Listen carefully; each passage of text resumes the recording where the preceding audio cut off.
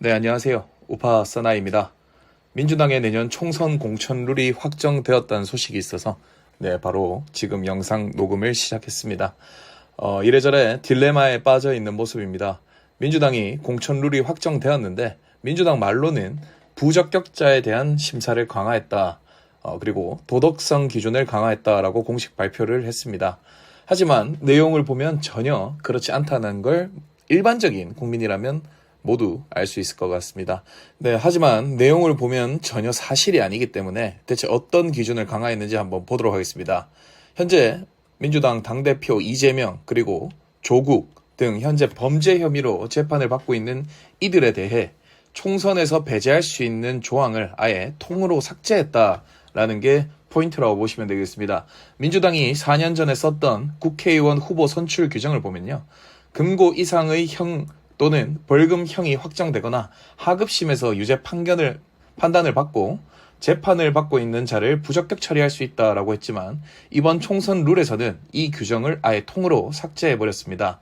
이에 따라 이재명 방탄 규정을 다시 한번 부활시킨 게 아니냐라는 이야기가 나오고 있습니다. 중대한 비리가 있다고 인정되는 자를 부적격 처리할 수 있다라고 해놓긴 했지만 이 부분은 당에서 판단하는 거기 때문에 사실상 유일무이하다라고 보시면 좋을 것 같습니다. 다르게 말하면 결론은 민주당에서 판단을 하고 민주당이 중대한 비리가 있다고 생각하지 않으면 법원에서 유죄가 나오든 무죄가 나오든 상관없이 어떤 재판을 받던 공천을 해주겠다라는 걸로 생각해 보시면 될 것 같습니다.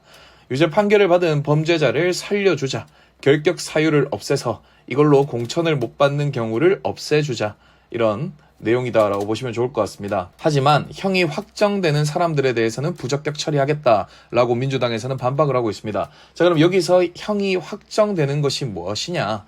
바로 대법원 판결이 나온 사람들을 부적격 처리하겠다라는 것입니다. 대법원입니다.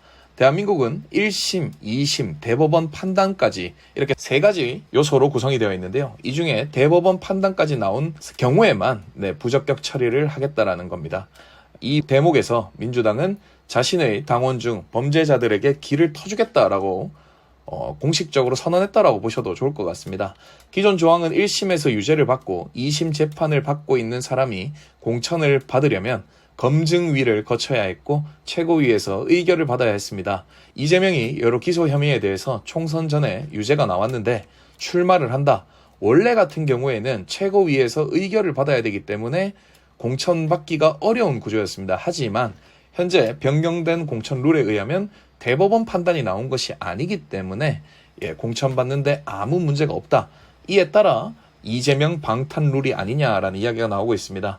그래서 이번 변경된 공천 룰을 통해서 그냥 상관없이 출마하면 된다라는 게 포인트입니다. 이재명 방탄을 위한 공천 룰을 바꿨다라고 볼 수밖에 없고요. 좌파 성향의 언론에서도 이재명 방탄 룰이 아니냐라는 비판이 나오고 있습니다. 자, 이재명은 현재 여러 건으로 기소가 되어 있고 앞으로도 기소가 될 예정입니다. 이 중 선거법 재판은 총선 전에 1심 판단이 나올 것 같지만 여기서 이재명이 유죄가 만약 나오게 된다면 정확하게 이재명을 위해서 공천 룰을 바꿨다라는 그 이야기가 다시 한번 나올 수밖에 없겠습니다.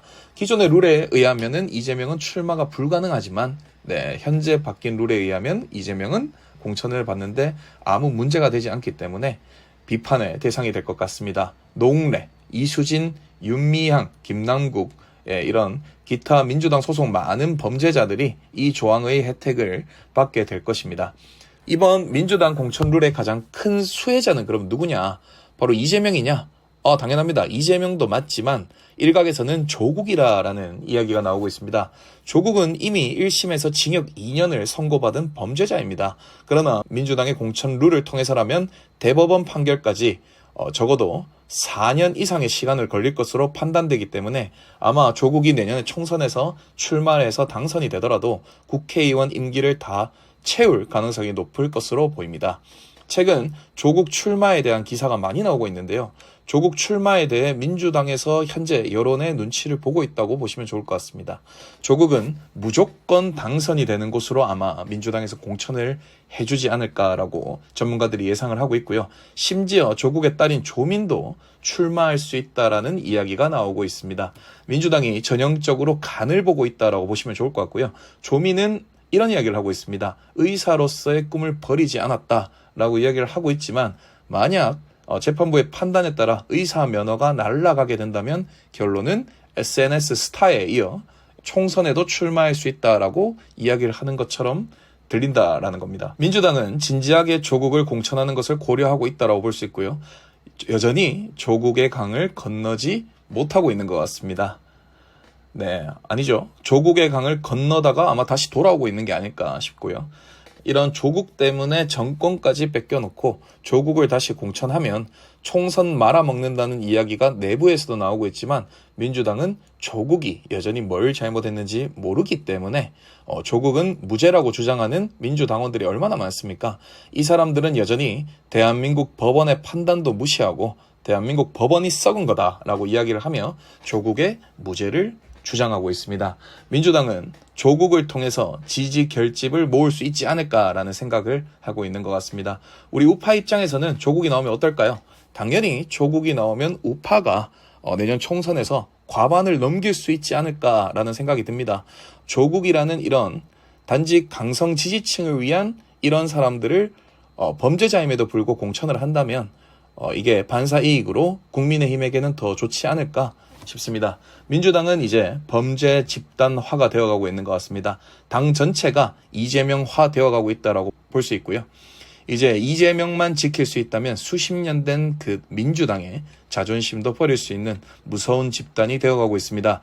이재명을 지키기 위해 당헌도 고치고 공천 룰도 바꾸는 이런 정당까지 되어버렸습니다. 아직도 조국이 대한민국에서 어떤 의미인지 여전히 깨닫지 못하고 있는 정당인 것 같습니다. 박지원 전 국정원장은 인터뷰에서 이런 이야기를 했습니다. 조국이 왜 언론에 여전히 노출되고 있냐? 여전히 조국, 조민 같이 활동하는 거 보면 부녀 중에 누군가는 출마할 것이다라고 이런 이야기를 하고 있는데요. 내년 4월 총선이 이제 11개월 남았습니다. 조국의 출마가 내년 총선에 어떤 영향을 미칠지 재미있게 보면 좋을 것 같고요. 우리 우파 입장에서는 조국이 나온다면 너무나 땡큐인 상황이 아닐까 싶습니다. 여전히 조국의 강은 너무나 넓어서 못 건너고 있는 민주당을 보면서 오늘 또 헤엄을 잘 치길 기원하도록 하겠습니다. 조국의 출마, 거기에 조민의 출마까지 꼭 바라겠습니다. 감사합니다. 지금까지 우파 사나이였습니다.